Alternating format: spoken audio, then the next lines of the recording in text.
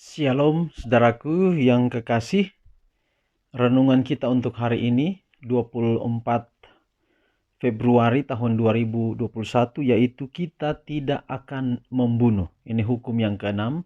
Kita tidak akan membunuh. Keluaran 20 ayat 13, jangan membunuh. Sekali lagi Keluaran 20 ayat 13, jangan membunuh.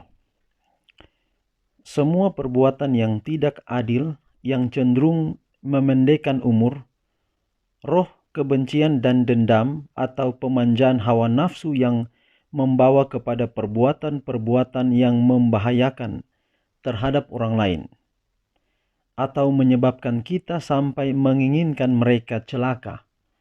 Karena setiap orang yang membenci saudaranya adalah seorang pembunuh manusia. Kelalaian untuk mengurus orang-orang miskin atau menderita, semua pemanjaan diri atau penahanan diri yang tidak perlu, atau pekerjaan yang berlebihan sehingga cenderung merusak kesehatan. Semuanya ini sampai kepada tingkat yang lebih besar atau kecil adalah pelanggaran hukum yang keenam. Beberapa orang mengorbankan kewajiban jasmani dan moral, berpikir hendak mendapat kebahagiaan, dan mereka kehilangan baik jiwa maupun tubuh. Yang lain akan mencari kebahagiaan mereka dalam pemanjaan selera yang bukan sewajarnya, dan menganggap pemanjaan selera itu lebih diperlukan daripada kesehatan hidup. Banyak membiarkan dirinya dirantai oleh hawa nafsu, kebinatangan, dan akan mengorbankan kekuatan jasmani, intelek, dan moral untuk memuaskan nafsu birahi. Mereka akan membawa diri mereka ke dalam kubur yang belum waktunya, dan pada hari pengadilan akan dibebankan dengan pembunuhan diri sendiri.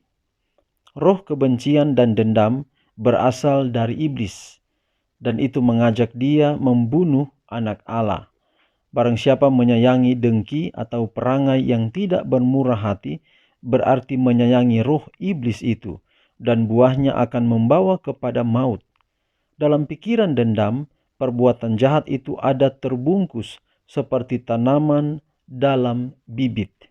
Hukum Allah memperhatikan kecemburuan, iri hati, kebencian, fitnah, rasa dendam, hawa nafsu, dan ambisi yang meluap dalam jiwa, tetapi tidak dinyatakan dalam tindakan secara luar. Oleh karena kesempatan bukan kehendak sudah lama diinginkan, dan emosi yang penuh dosa ini akan dipertanggungjawabkan pada hari bila mana Allah akan membawa setiap perbuatan ke pengadilan yang berlaku atas segala sesuatu yang tersembunyi. Kristus adalah kebenaran, penyucian, dan penebusan. Bagi barang siapa yang percaya padanya, ia menaruh di hadapan kita suatu teladan yang sempurna akan penurutan kepada hukum Allah. Jadi saudara yang kekasih, membunuh di sini bukan berarti saudara membunuh sesama manusia saja. Itu mungkin tingkat yang paling berat. Tapi yang paling terpenting di sini adalah ketika kita memfitnah, ketika kita cemburu, ketika ada dendam kepada saudara kita, kepada orang lain di sekitar kita, maka itu adalah sifat, tabiat, perlakuan cenderung pada karakter membunuh. Mungkin kita tidak membunuh secara fisik, tetapi pada saat kita dendam kepada seseorang, ketika kita berkata-kata kotor terhadap seseorang, maka kita sementara membunuh dalam pengertian membunuh karakter, atau kita membunuh orang lain di dalam perasaannya, di dalam jiwanya.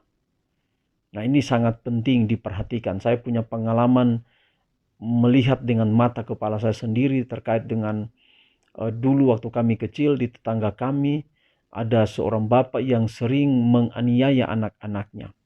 Dia tidak membunuh anak-anaknya, tetapi dia seperti membunuh karakter anak-anak dia. Kemudian pada akhirnya setelah lama waktu berjalan, ada seorang anaknya yang kemudian bunuh diri karena tidak mampu bertahan di dalam hidup. Inilah tabiat yang sebenarnya menurut hukum ini Dan hukum itu mengatur, hukum Tuhan itu mengatur hidup kita agar kita tidak memiliki karakter membunuh dalam diri kita.